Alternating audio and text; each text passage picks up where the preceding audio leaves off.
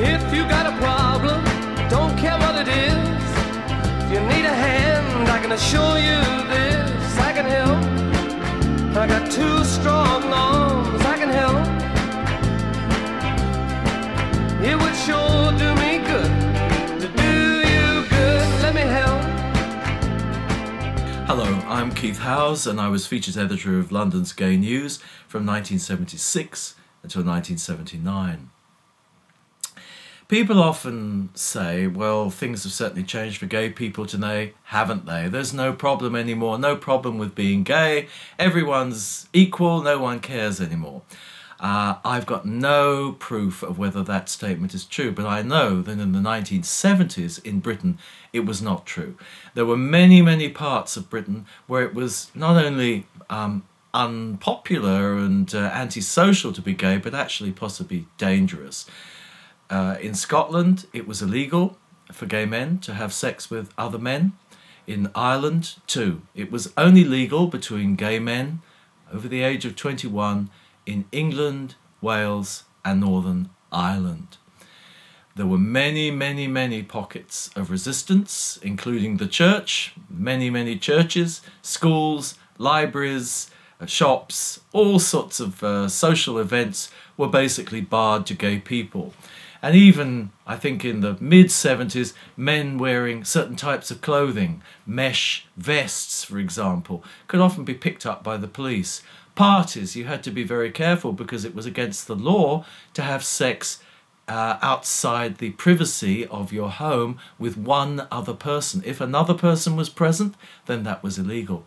So Gay News was doing its part in the law reform, changing the age of consent from 21 for males. We wanted it to be 16, but of course there was a strong opposition from the establishment to keep it at 21. A lot of people, of course, didn't really want it at 21 either. They wanted it at 91 or not at all.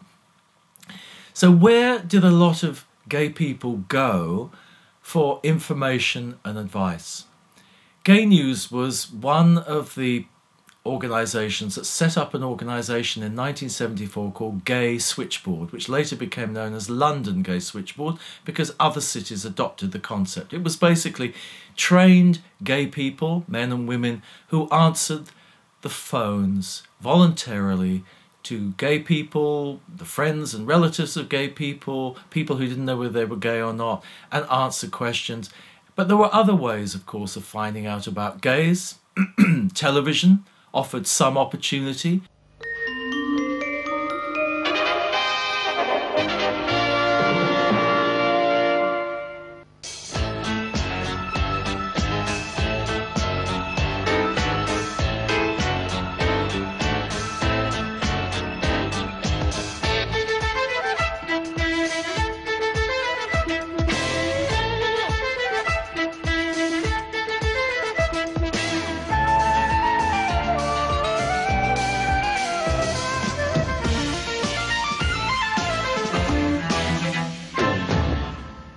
Hello. When the dramatist John Osborne wanted to show the cast of his play how he thought they should command a stage.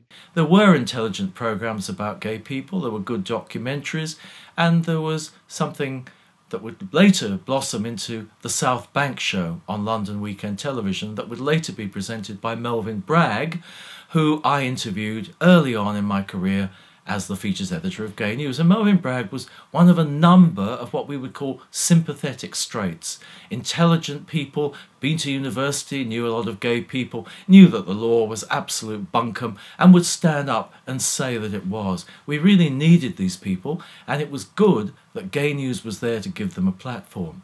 But there was another way that gay people and their friends could get information, and that was going to the problem pages of newspapers and magazines.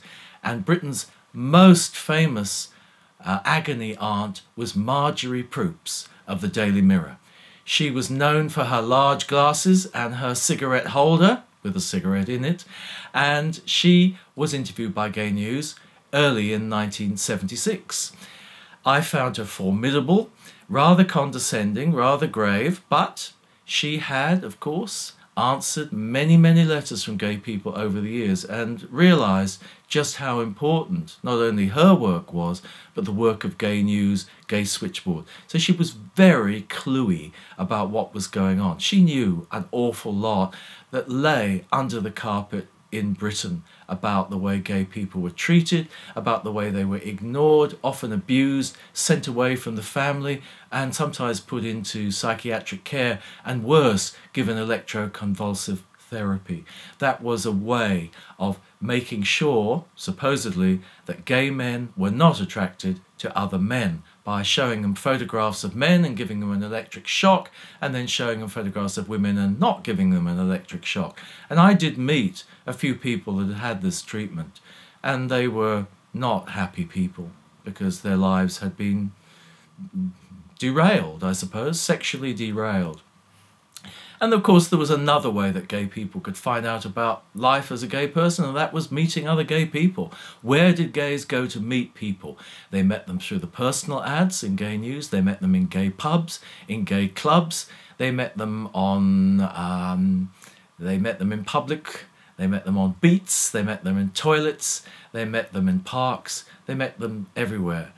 Now, meeting people in parks and in toilets does bring its share of danger, and there were a lot of attacks on gay people. And in those days, we're talking only about the 1970s, there was this get-out clause for people that bashed up gay men or killed them even. It was the clause of the homosexual panic, i.e. the panic when their heterosexuality was being impugned by the dreadful gay person that they were having sex with or had had sex with or were about to have sex with, and they just lost it, and then they just bashed them and sometimes killed them.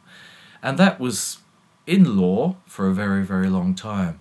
So Gay News was climbing a very, very steep mountain.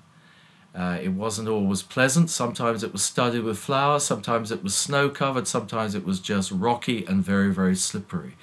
And I don't think anyone that worked at Gay News could have been unaware of the enormous strain and stress, psychological, on a lot of gay people. And indeed, of course, we ourselves, we're gay people. We'd also experienced all kinds of discrimination. One of the people at Gay News had left home as an 18-year-old because his parents refused to accept who he was. And he never ever spoke to his parents again. Had no contact at all. He just walked out of the house. And there were others too that had left their countries in order to come to a more sympathetic environment. And there were those who left their cities and their villages because they simply couldn't cope as gay people. So today, when we adopt this rather airy attitude of, oh, he's the only gay in the village. Ha, what a silly gay man thinking that no one knows he's gay. I don't find that particularly funny. I think that that's not a joke I find amusing, because I think for a lot of gay people, they're still in a world which is not sympathetic to them, that they feel uncomfortable in. They still try to be normal, they try to be heterosexual, and to me heterosexuality is just as much a bias as homosexuality. They're just sexual biases. And now that we've learnt so much about the animal and bird kingdom, about their very fluid sexuality, I do wish, at long last, that David Attenborough would recognise that in some of his wildlife programmes, which he's been presenting now for over 50 years. We never, in fact, of course, asked David to be an interviewee at Gay News, which I think is a little bit of an oversight, nor indeed did we ask his brother Richard, who I think would have been rather good.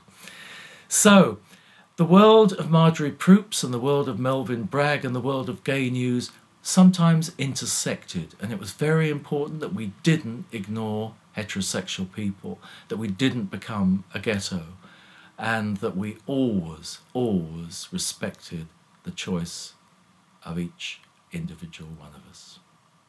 But you got to have friends.